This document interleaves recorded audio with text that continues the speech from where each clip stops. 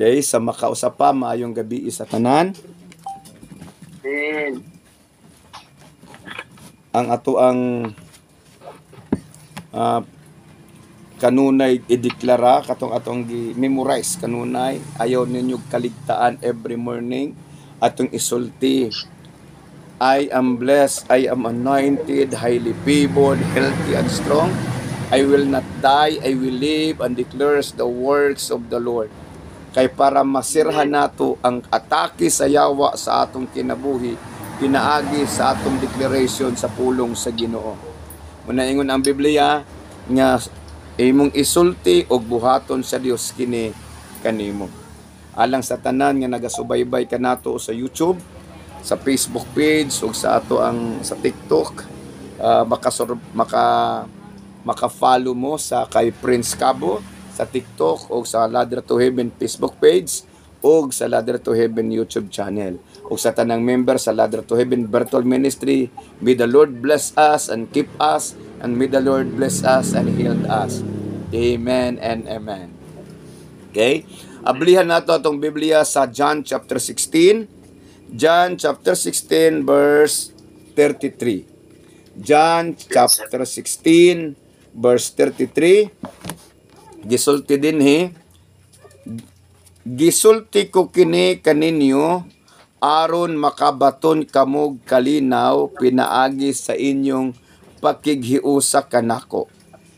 Paantuson kamo sa kalibutan, apan ayaw kamo kahadlok, kay gidaog ko na ang kalibutan.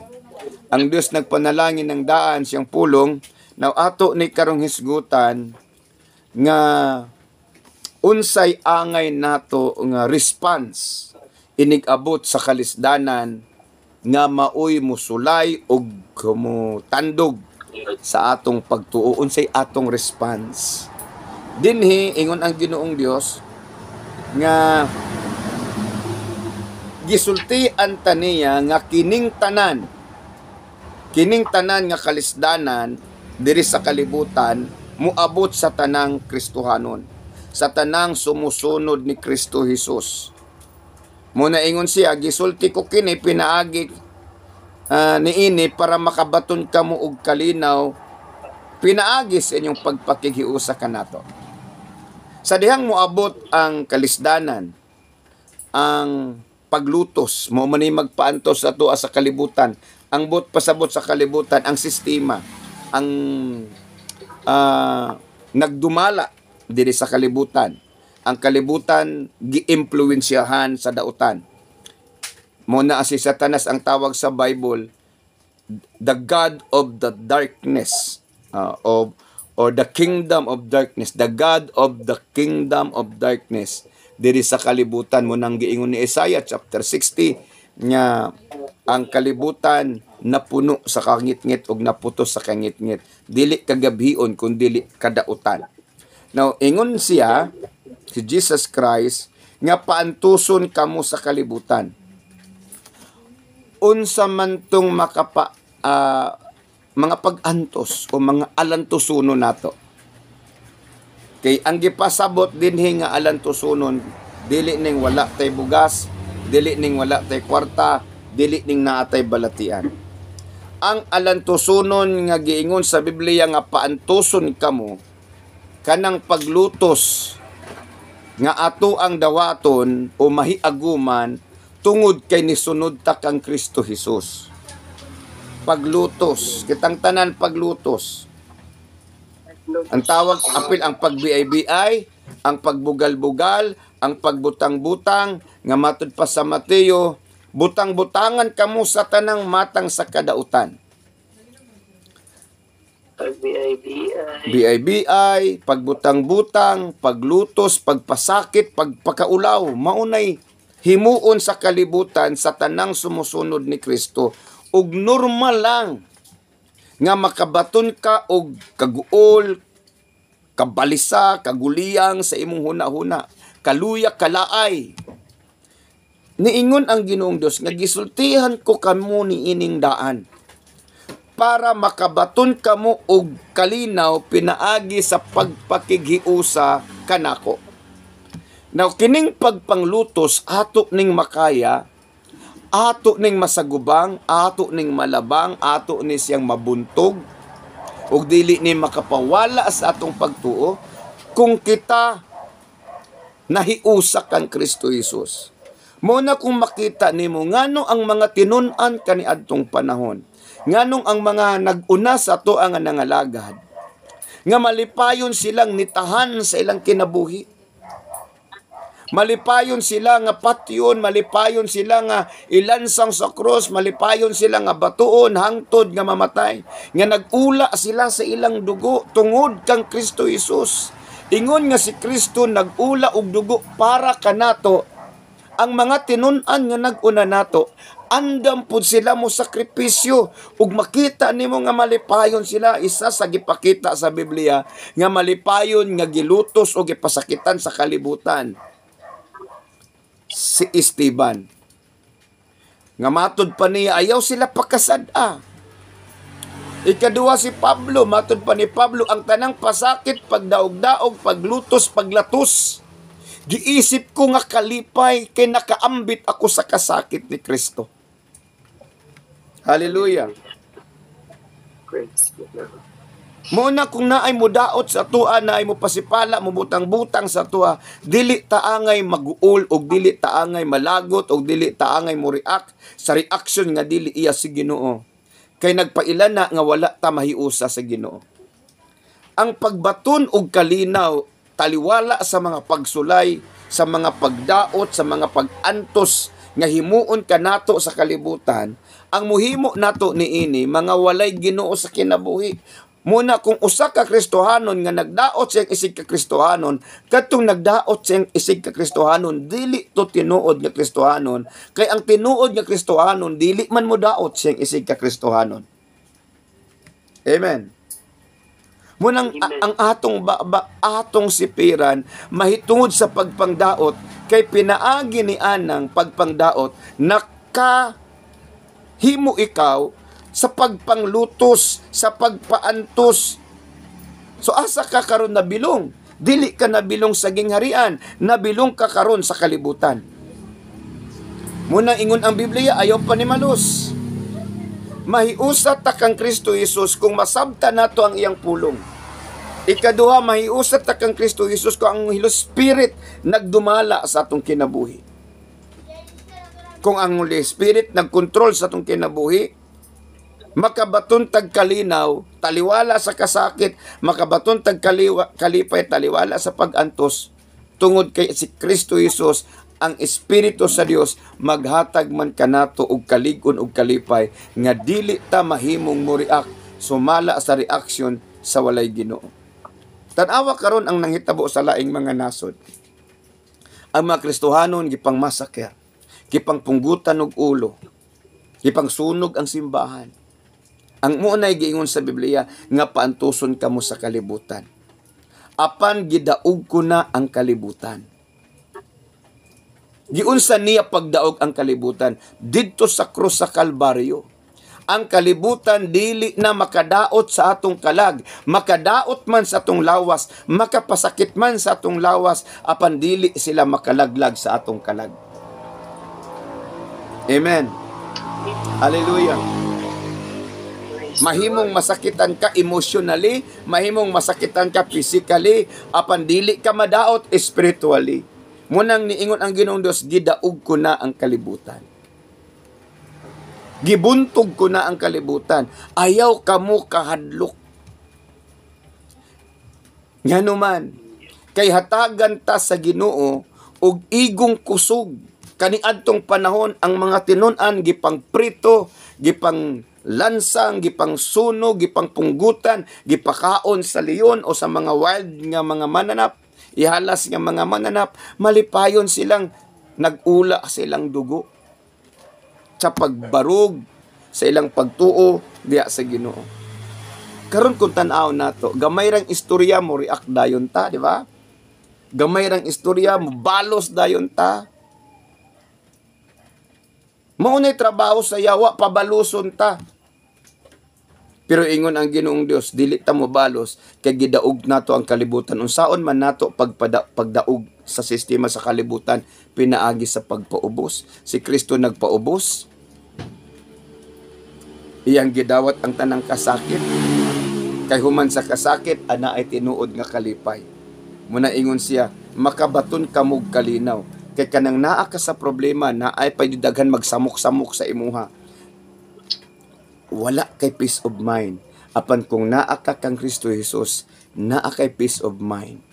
Ngano naman kay peace of mind. Makahibalo man ka nga dili ni diri ang tinuod nato nga destiny. Dili ni dinhi ang tinuod natong puloy-anan. Ang atong punuod nga puloy-anan naa dito siyang gingharian. Amen. Amen. So dili ta angay maluya, dili ta angay maguol. Dili ta angay mahasol.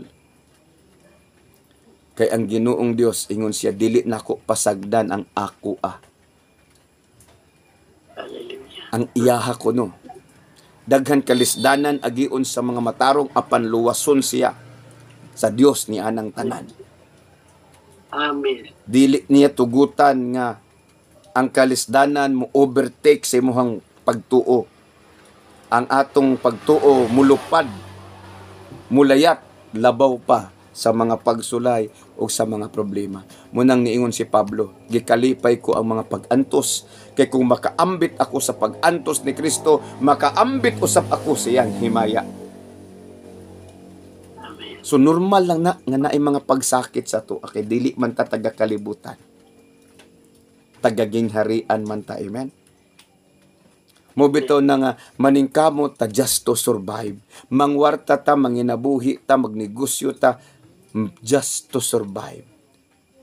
But to reside in this world permanently. We cannot reside this world permanently. Kay duhaman inighuman nato temporal lang maning kalibutan, inighuman nato nining kalibutana. Muna akong gipasabot sa mga kaigsuonan dito sa punta kaganina. Walay salapi, bulawan nga mabitbit sa tao. Bisan pag-unsa ni kadaghan, inig kamatay niya. Ibilin ang tanan. Kay bisan pagdalahuna niya dito sa lubnganan, dili na niya dito magamit. Kay dito wala na pamaliton. Munang unsay angay na tong bulhaton. Put the Lord first above all things. Amen. Para inigabot sa panahon sa pagsulay ug kalisdanan sa kinabuhi, dili ta mahimong mabalaka ug maguol. Example ha, kung i-impose na ng marka, kadang 666 ba? Marka i-impose na. Dili na ka makabaligya, di ka makapamalit. Karon wala pa man, makapamalit pa man ta. Pero muna giingon sa pinadayan, dili ka makapa-ospital sa imong anak. Dili ka magpa-ospital, kay kung magpa-ospital ka, kaniadto pag magpa-ospital ka, ang ipangutana sa imuha, naa ba kay down payment? Di ba?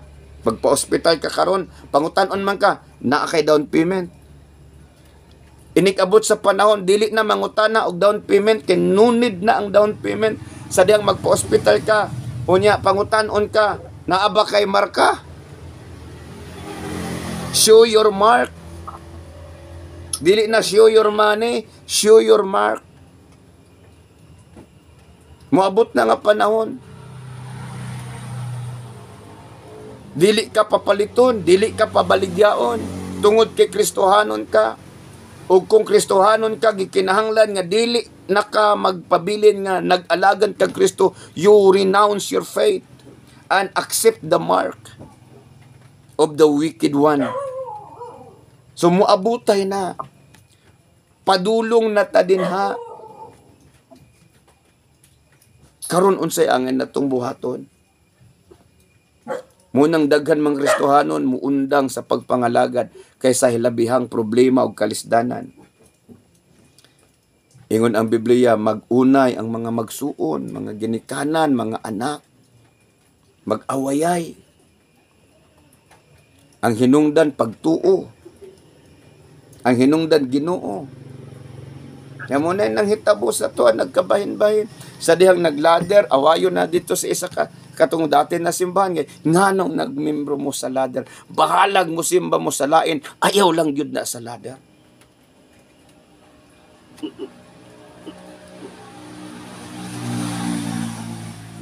Bahalag mo simba mo dito sa lain, ayaw lang mag-uban ni Palermo.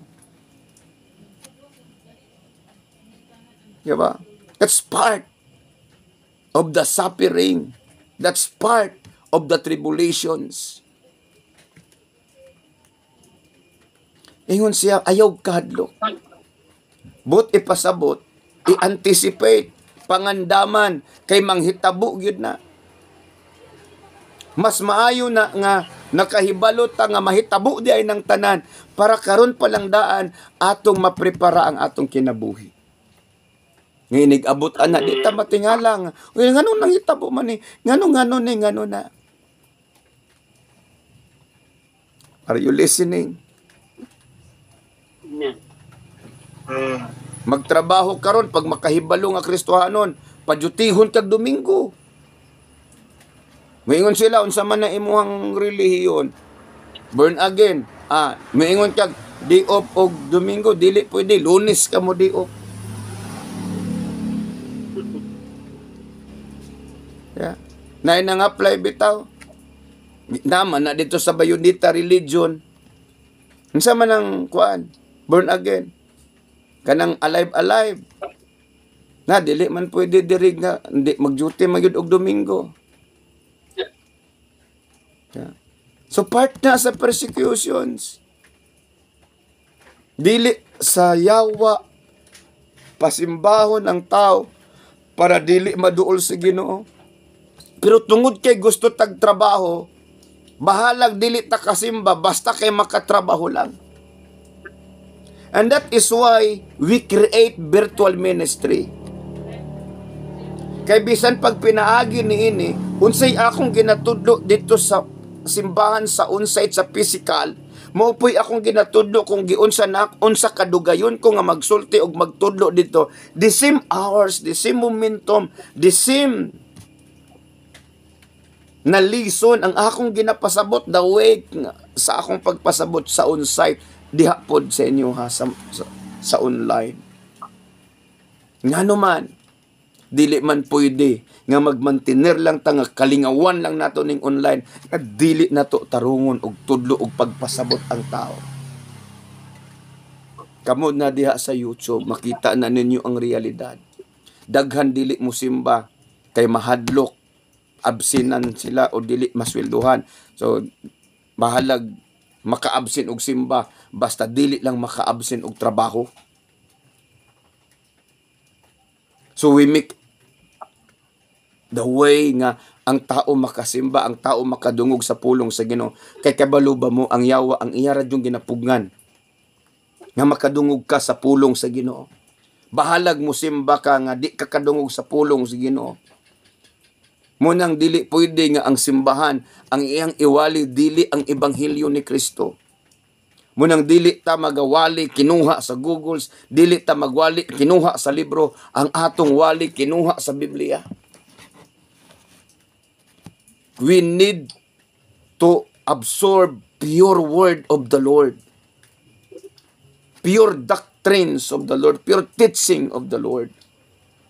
Dili sa mga maayong motivational speaker mahitungod sa kinahanglan ta mo uswag pero timan inay impierno nagpaabot sa tanang ni uswag nga wa nay panahon sa Ginoo. Ako mutudlo ko sa inyo nga magnegosyo ta, magtrabaho ta kay bawal ang tapulan. Apan dili bot ipasabot nga kugihan ta sa trabaho, tapulan ta sa Ginoo. Amen. Amen. Kung giunsa nato ng temporaryong butang sa paghatag og panahon, mauusab ang paghatag natog panahon nganha sa espirituhanong butang. Kay para inig-abot sa panahon sa kalisdanan, dili ta makuratan, dili ta matingala. Ingon ang Biblia sa adlaw sa panahon sa kaligut-gut ug sa kapungot sa Dios, dili makaluwas ang salapi ug bulawan sa tao. Ngano man dili naman magamit. Padulong na ta sa cashless society. Wala na kaayo'y ganahan mo gamit og kwarta kay naa na sa GCash, di ba? Na nasa online banking, na nasa online transaction. Mong order ka karon kaniadto mo adto pa ka og shopping mall, karon mo order lang ka sa cellphone, ihatod na si mo sa courier. Mo order kag pagkaon, dili man ka pwede sa una mo palit og pagkaon nga mo manawag ra ka. Karon ihatod na sa Foodpanda. Unsa imong gustong paliton, ihatod na sa imuha, naa na ka sa balay. Naa na ang imong kinabuhi nasa computer world, sa technology world. O asa naman ang espiritual na punitan? Asa naman dapita ang panahon nato si Ginoo nahikli na. Munang makuratan ta, muna ingon ang Ginoong Dios moabot ang panahon nga ang mga tao, ang mga Kristohanon, ang mga nag-alagad sa Ginoo, dumtan kaligut-gutan, apan ayaw ka mog kahadlok. Kay gidaog ko na ang kalibutan. Pinaagi sa pagpakamatay niya sa cross. Mo na ingon si Ed Espines, complete contract of salvations.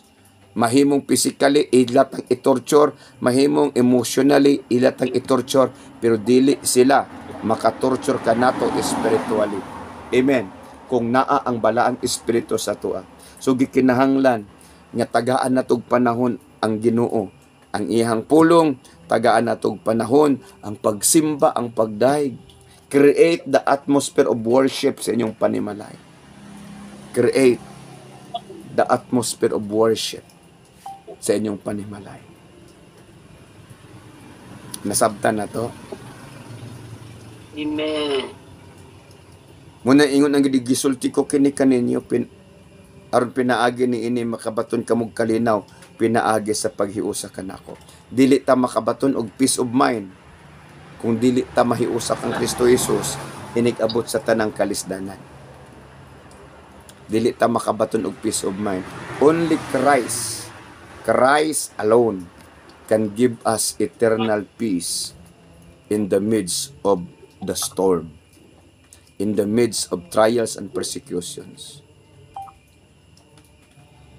In the midst of trials and persecutions. Samtang nagwali ta sa terminal, di questions us. Nganong nagwali ta? Nganong gitugutan ta nga magwali din sa terminal? Nga bag-o pa ng building nila na human. Wala di iti katungod mo wali ug bag-ong building at tugil tas daan. Yeah. Ngano man? Tungod kay naayawa nga mubabag sa pulong sa Ginoo. Moabot ang panahon nga mas grabe pa gayud kadaotan ang tao. Nga kung magsulti ka sa pulong sa Ginoo, ipapriso ka.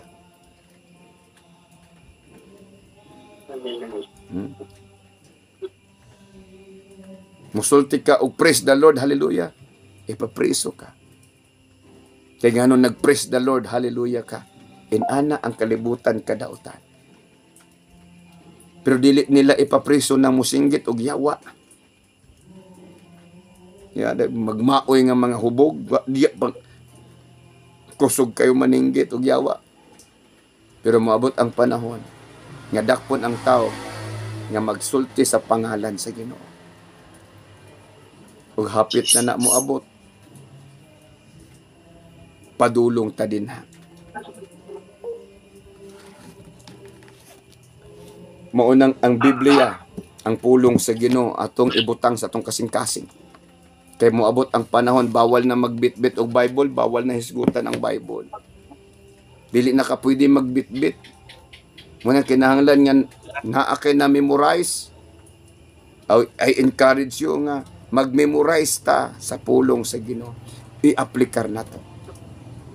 Kay moabot ang panahon nga dakpo na ang magbitbit sa Bible. Munang giingon sa Amos, moabot ang kagutom apan dili sa pan. Moabot ang kauhaw apan dili sa tubig. Gutomon ug uhawon ang tao sa pulong sa Ginoo. Makuyapan silang pumangita apan dili sila makakaplan. Kay ngano man, nganong uhawon man, wala na may magwali sa pulong sa Ginoo kay bawal na. That's the persecutions nga giingon sa Ginoo. Apan ingon siya, ayaw kamo kahadlok, gidaog ko na ang kalibutan kung mahiusa kita kang Kristo. Kay balo ba mo sa unsang paagihan nga mahiusa ta kang Kristo Jesus, pinaagi siyang pulong. Ingon siya, if you abide in me, and my words abide in you. John chapter 15 verse 7. If you abide in me and my words abide in you, you can ask anything in my name and it shall be given unto you. So mahiusa lang ta kay Kristo Jesus, pinaagi siyang pulong.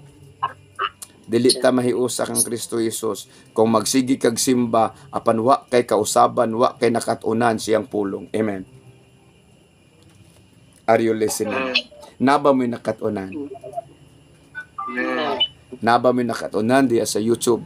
I hope nga kining gamay nga panahon sa ako ang pagsulti kaninyo sa pulong sa Ginoo, naamoy ni sink in sa inyong hunahuna og kasing-kasing nga makita ninyo ang realidad asa padulong ang kalibutan. Let us pray.